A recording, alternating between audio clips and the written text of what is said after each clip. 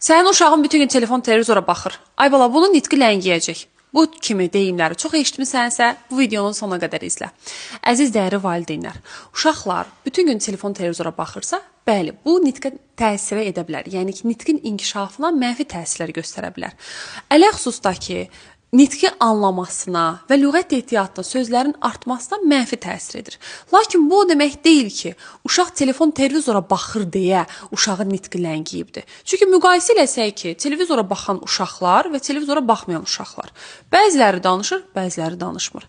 Demək ki, bunun altında nələrsə yatır.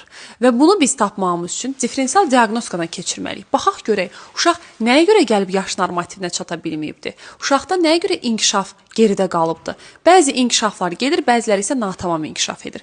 Biz bu inkişaf mərhələlərini izləyə bilməyimiz üçün diferensial diaqnostikadan keçirik və artıq ən sonda sizə məlumat verə bilirik ki, nəyə görə uşaqda nitq ləngiyib, neçə müddətə korreksiya olunacaq. Bunun üçün Oikos İnkişaf Mərkəzinə müraciət edə bilərsiniz.